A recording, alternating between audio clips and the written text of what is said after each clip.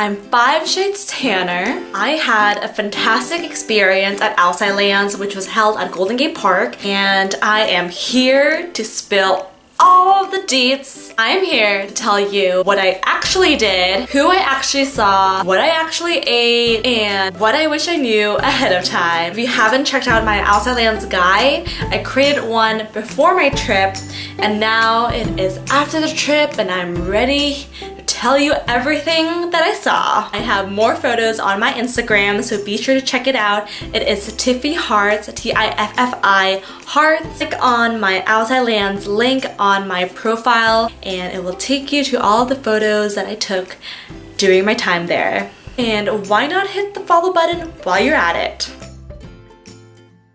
When you go into the park, you're seeing the OUTSIDELANDS Ranger Dave statue. We got there and then we waited in line to take the picture with Ranger Dave. Insert right here. On Friday, we got there early, so we didn't have to wait in line that long. There was someone there designated on the spot to just be taking photos. Over to the right side was a suture stage, and over to the left side there was a Gastromagic stage and some food trucks. Keep going straight, then you get into the main area, which is the polo field section that has the Land's End stage on the right side and a bunch of food places. The 3 headliners, The Weeknd, Florence the Machine, and Janet Jackson were all on the Land's End stage. There were really good performers also on the Twin Peaks stage. It made it really difficult to choose which performances you want to see. There was a giant marketplace area that had local vendors selling crafts, jewelry, handbags, whatever you name it. There was a House of Heineken, which was a giant green tent. It's basically like a giant indoor club. They have a DJ and music playing all the time there. It is super loud. You can hear it from the outside. Bubble tea party, Alice in Wonderland theme.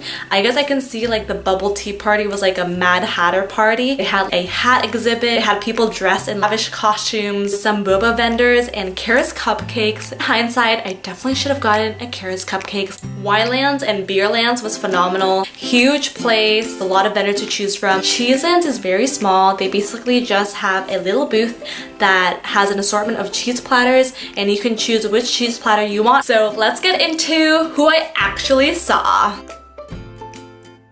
On Friday, I saw most of the people that I wanted to see. I saw Quinn XCII, LAUV, Billie Eilish. Billie Eilish's performance was so good. She was just singing and she had a cast on her leg, but she kept hopping and it looked like that she had a really great time. We wanted to see Rex Orange County after Billie Eilish. We didn't end up making to Rex Orange County, literally like in the mosh pit area of Billie Eilish, so it was really difficult to get out of the stage. I also saw Rae Jepsen from afar because we were eating dinner. After Rae Jepsen, we saw Odesza, which was so fantastic. It was at the Land's End stage, and after Odesza was the headliner, so The Weeknd. He put on such an amazing show, you guys. It was phenomenal. His voice is perfect. Everyone was vibing. He was able to sing the songs that were so difficult to sing, and he did it with precision. Overall, I had such a great time with The Weeknd. I'm so glad that I went on Friday to see him.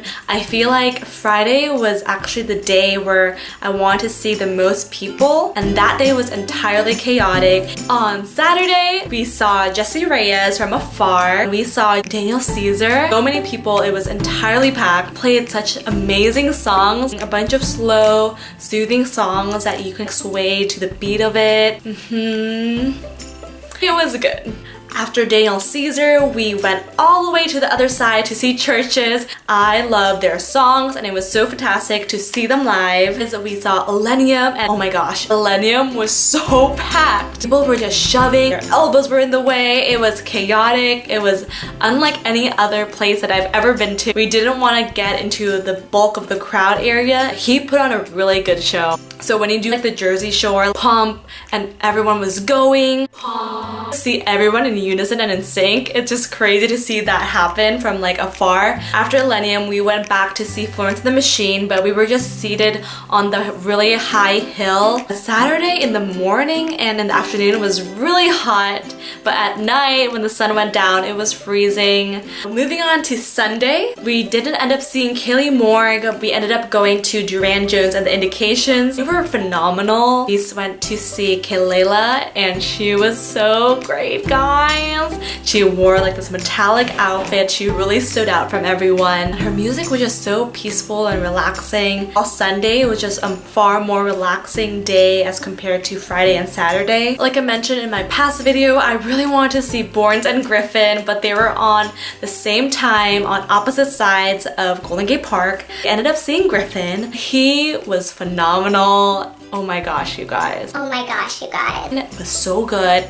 It's so funny because he played remixes of everyone who was playing at Outside Land. After Gryffin, we saw Beignets and Balanced Brunch. The Balanced Brunch was that you had to twerk in order to get some beignets, throwing the beignets at you. For those people who twerked on stage, they were putting powdered sugar. It was insane. I've never seen anything like it. After the Balanced and Brunch, went to check out Janelle Monae. After her, we saw Portugal the Man. The last performer that we saw was Janet Jackson. Didn't really surprise me that she was a fantastic performer. She delivered. You could practically dance to all of her music. She had a great energy, great vibe, lots of great music. Let's get into the food.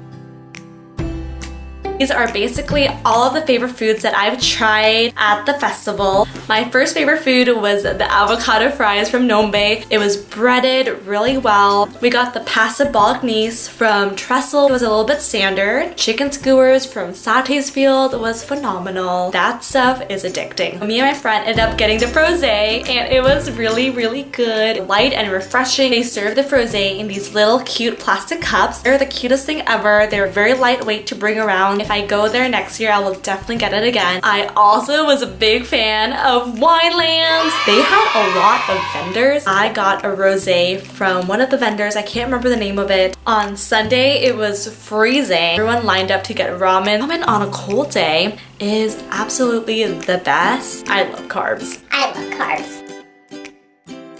At Outside Lands, they had an Apple Pay store. They were selling fanny packs, personalized keychains, and I have my initials engraved on here. Blankets. Pew!